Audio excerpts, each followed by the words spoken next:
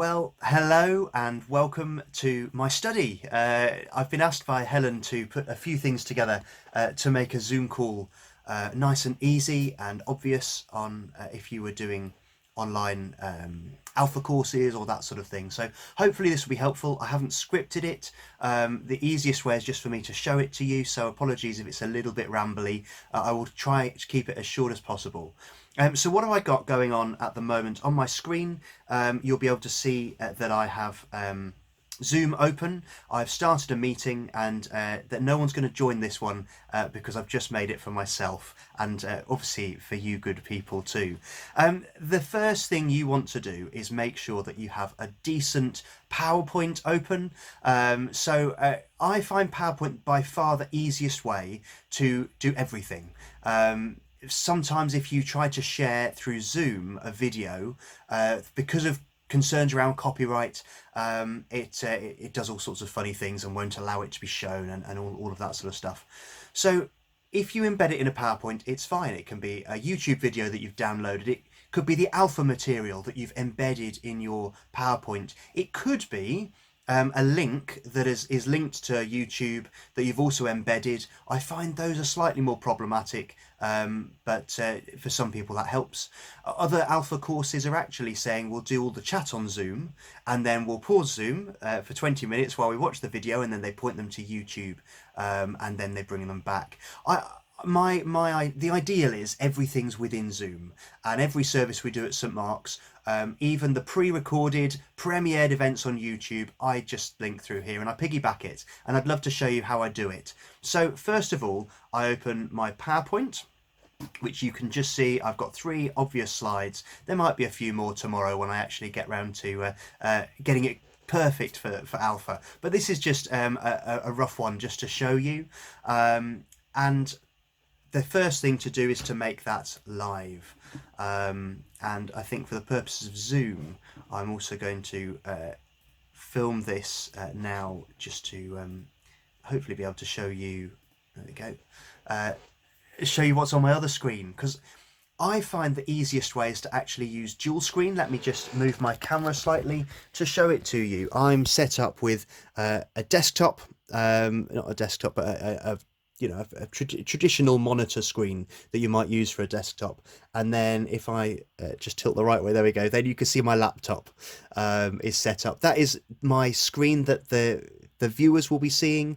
My guests for alpha and my leaders will all see this screen and only what I share on that screen, and all the magic happens on this one. So you might, majority of TVs, if you've got the right HDMI cable, just look it up, HDMI, you'll be able to hook your laptop up to a second screen, and I find that all of the screen functionalities are not completely seamless, but they work brilliantly over 2 screens. I find on a single screen, when I've been helping people in tutorials or just helping them through remotely, it's been a bit more problematic, a bit more difficult. But here we go. So the key thing is share screen. That is where all the magic happens. So click share screen. You're presented with all sorts of different options here.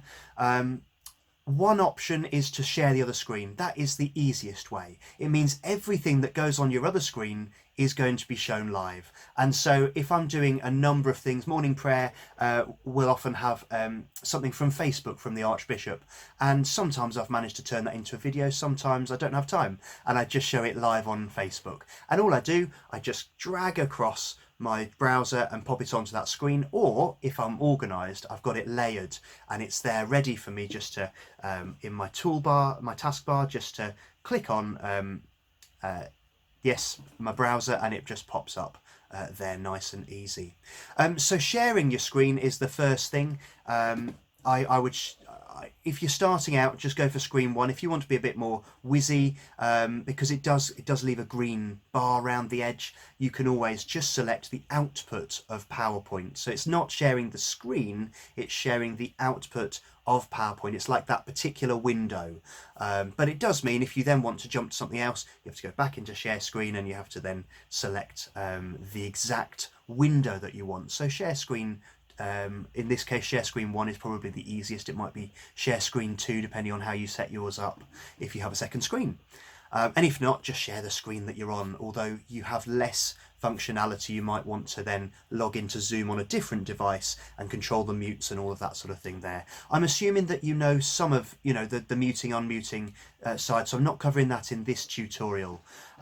The other key thing, if you're sharing any type of video or sound, is to optimize screen sharing for video clip. Now, did you notice when I clicked it, it selected both optimize screen sharing for video clip and share computer sound. Now, for majority of people where they've said there's issues with sound, it's just because they haven't clicked share computer sound. Once you've shared your computer sound, you're not relying on your microphone having to pick it up and send it through in a very bad quality.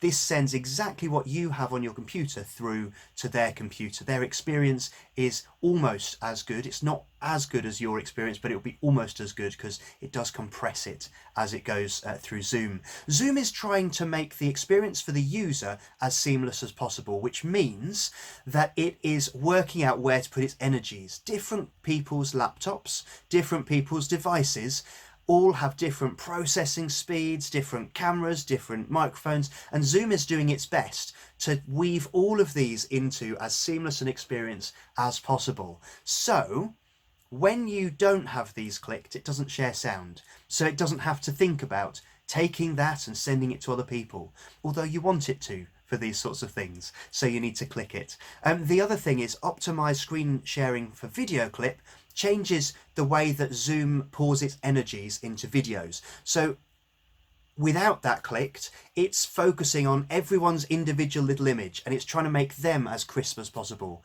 As soon as you click that button, it's now all about what you're sharing. It's all about that screen that you're sharing, and it will pour more of its energy into giving the crispest and best experience of that image as possible.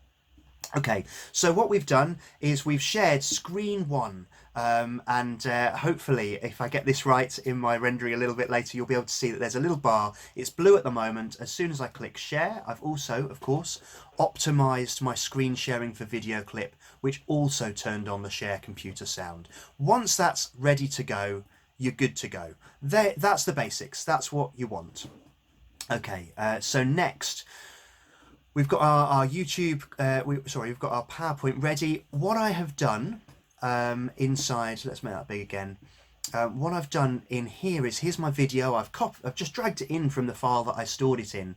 I've then dragged it myself to make it roughly full screen. However, I didn't need to do that. I just do that because that's my pattern. I want to go into, I'm just going to move this one mic to playback. It happens to be covering, or not microphone, video. You want to select playback. Click your video, playback will appear on the top of your PowerPoint. You then want to select automatically. It will be in click sequence is how it's shown. So you want to select automatically. You want to select play full screen, which means that whatever size your screen is, it will fill it. And that's the ideal. I always put a fade in 25, fade out 25 as well. It doesn't always work, but it just means that it's slightly better. It should come across a little better as well. You can also, because it's PowerPoint, put transitions to fade in neatly, fade out neatly. In our rolling notices on a Sunday, I have a little circle around one of the things. Click here on our website, and then for the next one, it's a different image, it's got a different circle. But if you use the morph transition, that's my favourite. It means that any circle like that moves and elongates and changes colour. If you have a logo like we do, if it moves around the screen, it just moves, and it's a bit neat, it's a bit snazzy. You don't need to worry about that, but that's a little bonus if that's helpful. So my PowerPoint is ready, and I have shared it to the other screen. That's the key thing. You share it first, then you share it through Zoom. And if that doesn't make sense, get in touch with me later. But all I'm saying is, you're not, well, I say that. If you're looking to share the PowerPoint directly, you obviously need to share it first. If you're just sharing screen one, which is by far the easiest way, then it doesn't matter what order it is. Just make sure your PowerPoint's up and running. Press F5 on some laptops. You'll need to press function F5, or do the traditional bottom of the screen. You've got a little, the old pull-up type slide, whatever that's called. Screen, that's the one. Or you've also obviously got your play button in the corner, or if you're in slideshow, from beginning. Any of those will launch your PowerPoint, get onto that front screen, get sharing it. And so as people start to log in, it's quite nice to have that up and ready if you like. I think that's how I do morning prayer. For other people, they say, do you know, I'd much rather that chat, we have everyone where it just sort of jumps between person to person, and then I share my screen, whatever you like. It's all up to you. Now, the next thing you need to do before you've launched your Zoom is to have set up a few other features. Now, you need to go into your browser, you need to go zoom.us. Now, I'm assuming you've logged in or you have an account with Zoom. If you haven't, you need to set one up. So I just go to sign in. I'll sign in using my email address. There we go. It's all up and running. Now here is the background to everything you have on Zoom. Zoom will give you the basic version when you first log in. I do recommend upgrade to Pro. It's $11.99 a month. And it's well worth it. It gives you up to 100 people, up to, well, unlimited time, which means that on a Sunday, when we've got some rolling notices before the service, we've then got the 45 to an hour service, and then we've got a bit of chat afterwards. Do you know, people might be on there for potentially between an hour and a half to 2 hours. So so that just gives them space, not to have to, you know, log out, get everyone to log back in 40 minutes in and all of that. Gives you freedom. It also allows you to have extra features. I'm not exactly sure which features weren't possible before I bought the account, because I bought it quite early on. So now we're inside. What you need to move down to is user account management, in fact. Account management and account settings. Account settings, which will give you lots of these little bars that you can turn on or off. And so you go through them and you think, you know, host video, start without my video on. No, do you know, I want my video on. Work your way through the ones that you want. Enable personal meeting ID. It doesn't matter if you have it or not. I believe that's automatically on, but keep scrolling down. You can add all sorts of extra features here. There's lots of fun to be had. I haven't explored all of it. Embedding calendar in, which was just there. Calendar and contact integration, that's made my life much easier. When I put my calendar in, whenever I copy in, you know, like a chapter video call, or someone's sent me the video call, I just copy it in there into my calendar, and when I'm open Zoom, it says, would you like to join the call? I don't have to type anything else in. I click join call and it takes me straight through. But what you need for this is, let me just scroll a little bit further down, because it's a little bit, it's quite a way down the page. In meeting, I quite like having report, not that one, breakout. Breakout rooms are amazing, and in alpha they're going to be essential. So in alpha I'm going to actually allocate the different people. I've already made a list. I know who's coming. I've made a list of who's in my group, who's in Alison's group, and then we'll break off into those two groups later. Now in morning prayer we've just started doing something quite cool, like we do at the end of service on a Sunday, and instead of allocating people to different groups, I just press randomly do it. And it's a bit like moseying up to someone after church, having a chat with them. You know, what's lovely about this is it's not the people that you usually spend time with. I'm not in control of who it is. It's randomly selected. So I'm happy to say that's the Lord behind that. And all sorts of people who wouldn't normally talk just get together and start chatting in a new way. So if you're doing after a service Zoom, do use the breakout function, but you have to enable it. It's automatically set to off. So, or at least it was when I started Zoom, which was only at the beginning of lockdown. So just make sure that you've enabled that. And allow hosts to assign participants to breakout rooms when scheduling, because that means that if you're doing the marriage course, if you're doing an alpha course, if you're doing any sort of course, that's going to allow you to have control. And I don't know about you, I think most vicars are a bit control freaks, right? I certainly am, and it's all about releasing control to others. And actually, by being in control of Zoom, you can release others in better ways. It means you can get someone else doing the reading for your service if you're over Zoom. It means that you can release someone else to be a co-host, but you want to hold as much control of the platform so that you can enable others. I find in a PCC meeting, to enable everyone to have a voice, I actually need to have control of the mute and then let people raise their hands, and then I can make sure, yes, you haven't spoken, so I'm going to allow you to speak. And it feels controlling initially, but actually in the long run you're empowering people by holding some of that control, because it's such an open platform. It could all go become very chaotic, so make sure you've got control of muting and unmuting. I allow virtual backgrounds. You don't have to. I know my son's cub group have actually disabled that because all of the cubs kept putting different backgrounds behind them. So make sure that you've got breakout groups enabled, and I'm just checking the other one I think is just for live streaming. There is a live streaming one down here. I can't see it immediately, but you'll want to get that set up as well if you want to live stream to Facebook. Not Facebook, well, Facebook or YouTube. I did a prayer night recently, and I did it all through Zoom, and it was dead simple.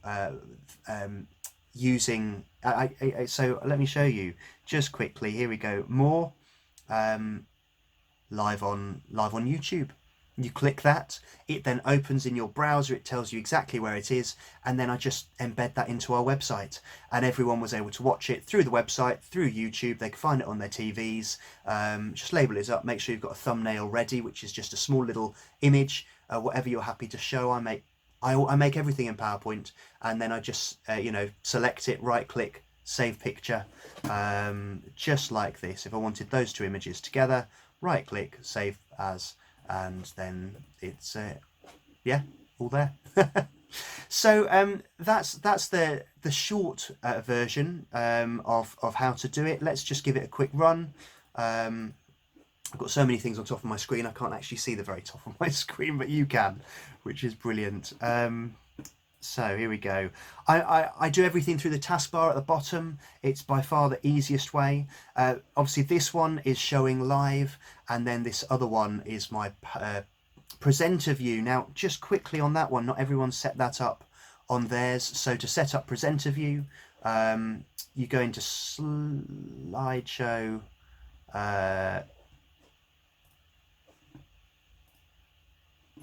yep, there we go. Use presenter view, and then select the monitor that you want to use. So what I did was I went slideshow at the top, that's your bar you want to activate, and then make sure use presenter view. It's by far the easiest way to do it. You've got all sorts of functionality, like click that button, you can see all your slides. In a morning prayer this morning, I was doing a reflection and I wanted to go back to the Bible reading. I'd only imported it once, but I was able to, using this, seamlessly go back, and no one else would have noticed it, although I went wrong, but usually they don't notice. Also keep it playful. Say at the beginning, do you know, we're trying something new. There might be some teething problems. That's fine. There's a good video I'd like to I'll put in the comments under this, which I've been exploring on bandwidth.